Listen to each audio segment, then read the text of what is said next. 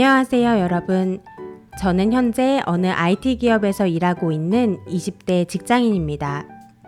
제가 고민하고 있는 사항은 착한 성격 때문에 남들의 부탁을 거절하지 못해서 생기는 어려움과 이로 인해 발생하는 카풀 부탁에 관한 이야기를 해보려고 합니다. 저는 어릴 적부터 착하다는 칭찬을 받으며 주변 사람들과의 관계를 중요하게 생각하고 언제나 도움을 주는 것을 좋아해 왔습니다. 이런 성격 탓에 학교나 친구들, 가족들 사이에서는 참 칭찬을 많이 받았습니다. 그런데 이런 저의 생각이 직장에서 어려움을 만들고 있는 것 같습니다. 회사에서 저는 프로젝트를 진행하면서 동료들과 협력하는 일이 많습니다. 그래서 다양한 도움을 주고받는 것은 당연한 일이라 생각하지만 때로는 저의 부담이 크게 느껴집니다. 제게 부탁을 하는 동료들은 물론 친절하게 요청하는 것이지만 제가 거절해야 할 상황에서도 어쩔 수 없이 네, 좋아요 라는 대답을 해버립니다. 이런 상황이 반복되면서 저는 업무에 집중하는 것이 어려워지고 시간과 에너지를 다른 사람의 일에 허비하게 되는 느낌을 받습니다. 물론 다른 동료들도 제 부담을 덜어주려고 노력하지만 결국에는 제 자신의 문제라고 생각하며 답답함을 느끼게 됩니다. 게다가 카풀이라는 새로운 어려움도 저를 괴롭히고 있습니다. 회사 동료들이 제 착한 성격을 알아서 그런지 저에게 자주 카풀을 해달라는 부탁을 하게 됩니다. 처음에는 좋다는 생각으로 도와주긴 했지만 시간이 지나니 이 역시 저의 부담이 되었습니다. 매번 카풀 부탁을 받으면서 저의 시간과 에너지는 더욱 소진되어지는 느낌입니다. 이런 어려움을 극복하려면 어떻게 해야 할지 고민 중이에요. 주변 사람들에게 아니 라고 말하는 법을 배워야 한다는 생각이 들기도 하지만 그런 나쁜 이미지를 남기고 싶지 않아서 망설이게 됩니다. 또한 도움을 주는 것 자체가 나쁜 일은 아니지만 그 과도한 정도가 문제라고 느끼는데요. 현재는 이 문제를 해결하면서 어떻게 동료들과 원만한 관계를 유지하며 업무에 집중할 수 있을지에 대해 고민 중입니다. 착한 성격을 가지고 있는 것은 긍정적인 점이지만 그것이 나에게 어려움을 가져오는 상황에서는 어떻게 균형을 잡을지 고민이 더 필요한 시점입니다. 멈추고 싶지만 멈출 수 없는 마음이 너무나 답답하고 남한테 말할 수 없는 고민에 이렇게라도 심정을 말하고 싶어서 사연을 보냅니다.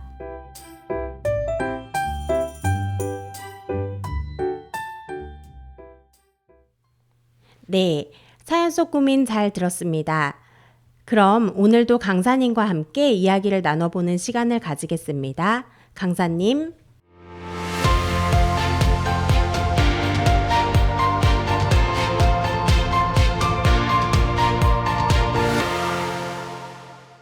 안녕하세요. 마인드 교육 전문 강사 최신입니다. 청취자분의 사연 잘 들었습니다.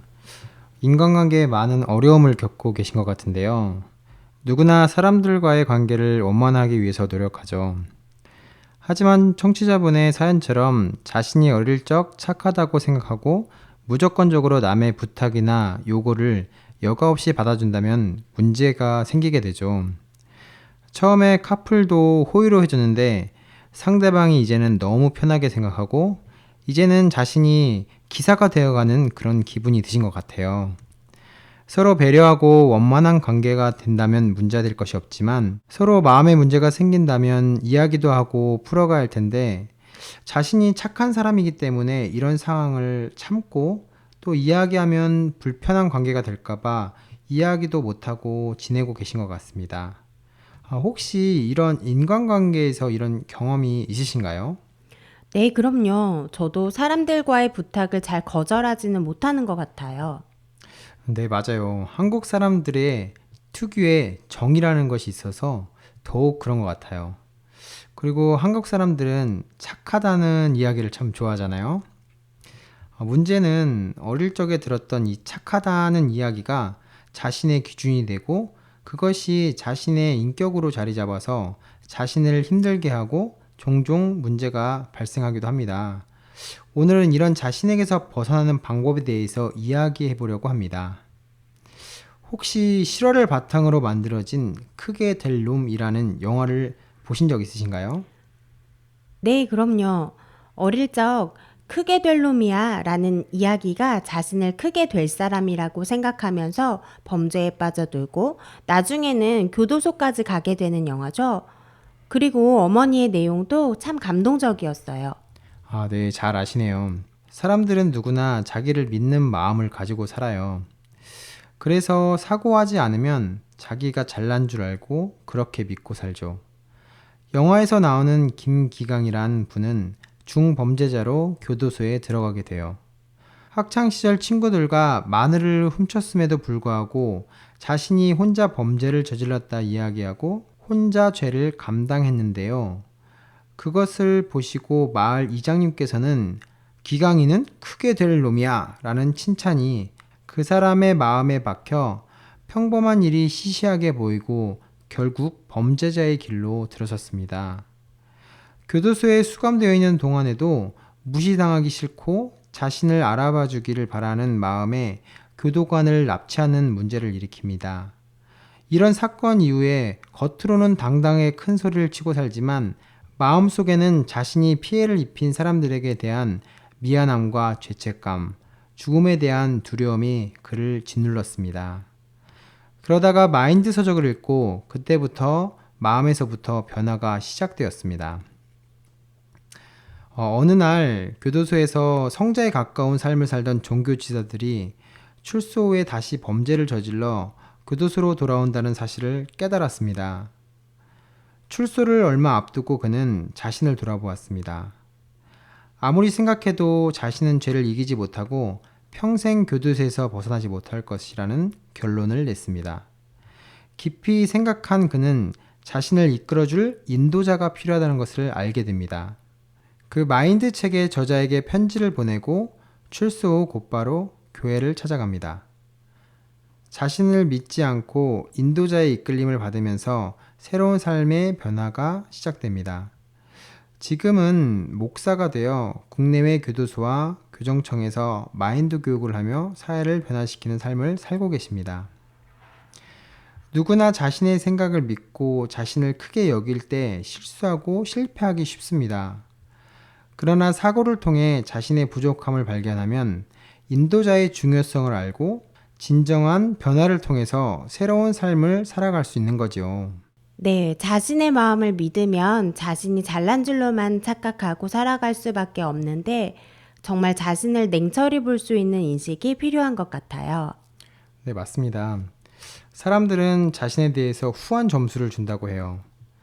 남들이 생각하는 자신의 점수는 낮은데 그것보다 자신이 생각하는 자신이 꽤나 괜찮은 사람으로 인식한다는 것이죠. 이런 자신을 과대평가하는 마음은 자신을 정확히 볼 수 없고 또 변화된 삶으로 이끌어주지 못한다는 거죠. 앞서 김기강이란 분도 교도소에서 마음의 변화를 입은 후 평소와 다르게 더 깊은 사고를 하게 되죠. 교도소 안의 모범수들도 출소 후에 다른 범죄를 저지르고 교도소를 돌아오는 것을 깨닫고 자신도 거기서 벗어날 수 없겠구나라는 것을 인식하게 된 것입니다. 자신이 만나는 한계 또는 문제를 인식하는 부분이 중요합니다.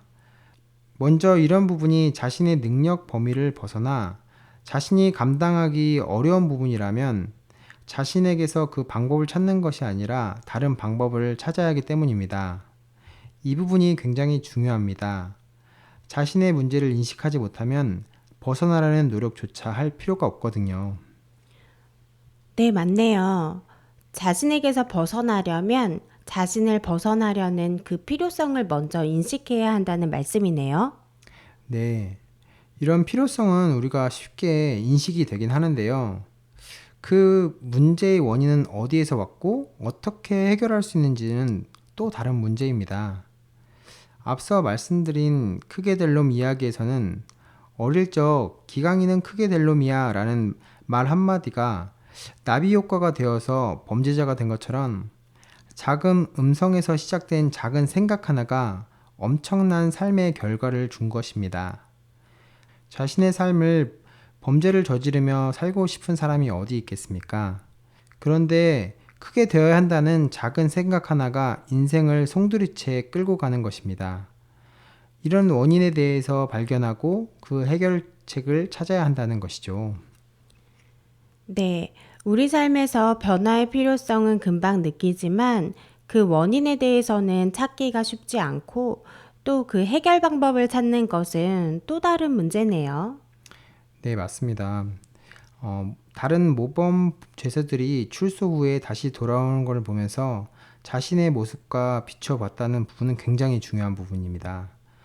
우리는 필요성을 느끼고 변화를 시도합니다. 하지만 작심삼일이라는 말처럼 실제 변화로 이어지는 것은 어렵습니다. 네, 저도 운동의 필요성을 느끼지만 이게 마음먹은 대로 실천으로 이어지는 것은 참 어려운 것 같아요. 네, 맞아요.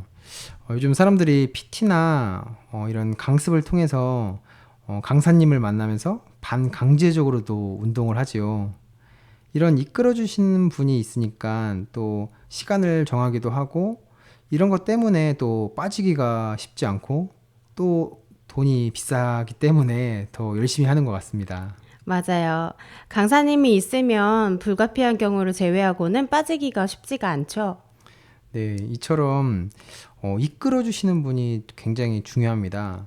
아까 앞서 김기강 님도 자신의 삶의 굴레에서 벗어날 수는 없었지만 다른 이끌어 주시는 목사님이 울타리가 되어서 삶을 이끌어 줬을 때 이전 삶과 비교할 수 없는 새로운 삶을 살게 된 것이거든요. 우리가 알고 있는 이런 스승의 이끌림을 받아 변화된 대표적인 사례가 미국의 전설적인 권투 선수 타이슨을 들 수 있어요. 마이크 타이슨은 1966년에 뉴욕에서 태어났고요. 어린 시절부터 어려운 환경에서 자랐습니다. 그는 폭력적이고 문제를 일으키는 행동을 자주 하면서 13세 때는 경찰서에 들어가게 됩니다. 이때 타이슨의 스승인 커스 댐토를 만나게 됩니다. 그 스승은 타이슨의 잠재력을 발견하고 그에게 이런 말을 합니다. 너는 위대한 선수가 될 수 있다. 하지만 기억해라. 네가 위대해지기 위해서는 당신의 마음과 영혼을 훈련해야 한다. 몸만 훈련하는 것으로 충분하지 않다. 네가 진정한 위대함을 얻기 위해서는 마음가짐과 특별한 정신력이 필요하다. 그의 신체적 능력뿐만 아니라 정신적인 부분을 이끌어주면서 그의 능력을 범죄로 이끌어가는 그런 삶이 아니라 권투라는 운동으로 승화시켜서 세계적인 선수가 되어 이전 자신의 삶에서 벗어나 새로운 삶을 살아가는 것입니다. 하지만 안타깝게도 나이가 많았던 그의 스승이 돌아가신 후에 타이슨은 방황하면서 그의 삶이 무너지고 그 명성도 잃게 되었습니다. 이처럼 자신을 이끌어주는 스승의 중요성을 다시 한번 알게 해주는 결말이 된 것이죠. 네. 스승의 이끌림을 받아서 성공한 타이슨의 사례는 우리가 다 알지만 그 스승이 돌아가신 후에 그 삶을 보면서 다시 한번 스승의 중요성을 생각하게 되네요. 네. 우리가 알고 있는 많은 성공하신 분 뒤에는 그를 자신의 한계에서 벗어나게 해준 스승이 있었습니다. 많은 분들이 아시는 것 같이 우리나라의 대표적인 운동선수인 박세리도 그랬고요. 김연아 선수, 손흥민 선수도 그랬고요. 손흥민 축구 선수의 경우에 그 아버지인 손웅정은 남다른 교육법으로 세계적인 축구 스타로 만든 인물로 유명합니다.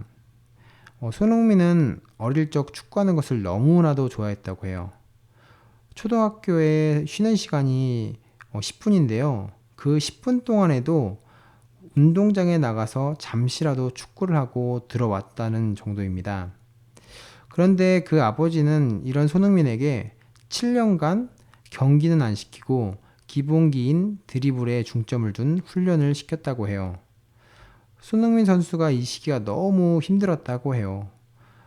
축구는 경기를 해야 재미있는데 경기는 못하고 기본기 훈련만 7년을 했으니 어린 손흥민에게는 얼마나 힘든 시기였겠습니까? 네, 어린 나이에는 즐겁게 놀고 또 흥미를 갖는 부분에 활동하는 걸 좋아하지 이렇게 7년 동안을 기본기만 한다면 정말 힘들 것 같아요. 네, 저라면 축구를 안 하고 싶어 할 것 같은데요. 손흥민의 드리블 능력은 나중에 그 선수의 경력에서 가장 큰 장점 중에 하나로 부각되었습니다. 그의 민첩성과 공기 점프 능력을 활용하여 상대 수비 선수들을 제치고 공격을 이끌어가면서 그의 아버지가 드리블 능력을 강화시켰다는 것이 그의 축구 스타일의 중요한 부분을 형성하는 데 영향을 끼친 것입니다. 좋은 스승이 가까이 있어서 또 이런 운동 실력뿐 아니라 해외에서 큰 승리를 거두었을 때 마음이 들뜨지 않도록 마음을 잡아주는 역할도 그의 스승이자 아버지가 이끌어준 덕분에 월드스타가 되었습니다. 가족이야말로 나를 가장 잘 알고 가장 잘 이끌어줄 수 있는 스승인 것 같네요. 네, 자기 스스로는 자신의 모습을 볼 수가 없고 거기서 벗어날 수 없기 때문에 나를 잘 알고 이끌어줄 수 있는 사람이 필요합니다. 또 다른 극복 사례는 여러분이 잘 아시는 아이언맨 로버트입니다. 아이언맨으로 잘 알려진 로버트는 어릴 적부터 눈부신 연기 재능이 있었습니다.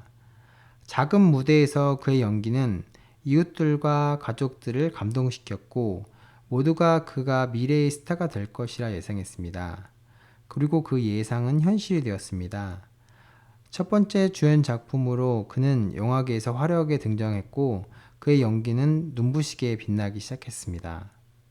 그러나 젊은 시절 이른 성공은 그를 마약 중독으로 삶을 삼켜버리게 되었습니다. 마약 중독과 법정 문제로 그의 연기 경력과 인생은 끝나는 것 같았습니다. 그의 굴레와 힘겨운 시간 동안 그의 가족과 친구들은 그를 지지하며 끝없는 힘을 줬습니다. 그의 아내 수잔 다운리는 그의 옆에서 떠나지 않으면서 그녀의 지지는 그가 가장 어두운 순간에도 힘을 얻는 원동력이었습니다. 로버터는 그 덕분에 결심을 다지고 회복을 위한 긴 여정을 떠났습니다. 중독을 극복하기 위해서 다양한 치료 프로그램을 찾았습니다. 그의 아내의 끊임없는 응원과 지지도 그의 도전의 핵심이었습니다. 시간이 지나며 로버트는 천천히 자신을 찾기 시작했습니다. 중독의 영향에서 벗어나고 새로운 삶을 시작하는 노력은 결국 아이언맨이라는 역할로 이어졌습니다. 그의 연기력과 열정은 대중을 감동시키며 다시 한번 화려한 복귀를 하였습니다. 이처럼 젊은 시절의 성공으로 자신이 살고 싶은 삶을 살다가 결국 마약과 범죄로 얼룩진 삶을 살아갈 수밖에 없는 로버트였는데요.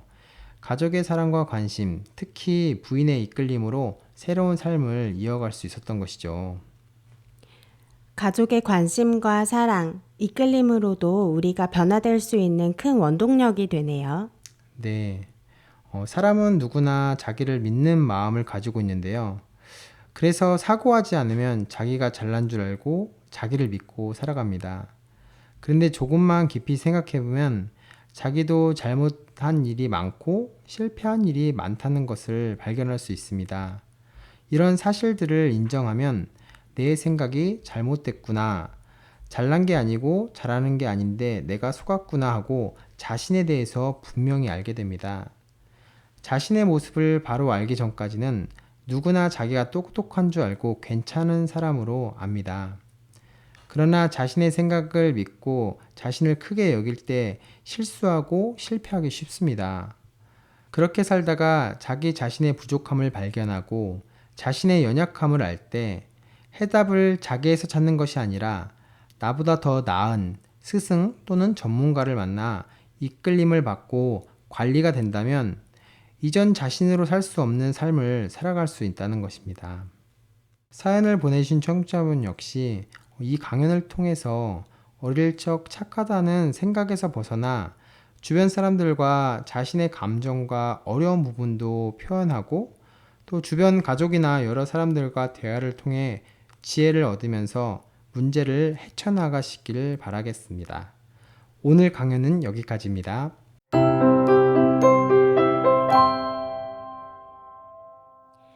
네, 강사님 오늘 강연 감사합니다. 감사합니다.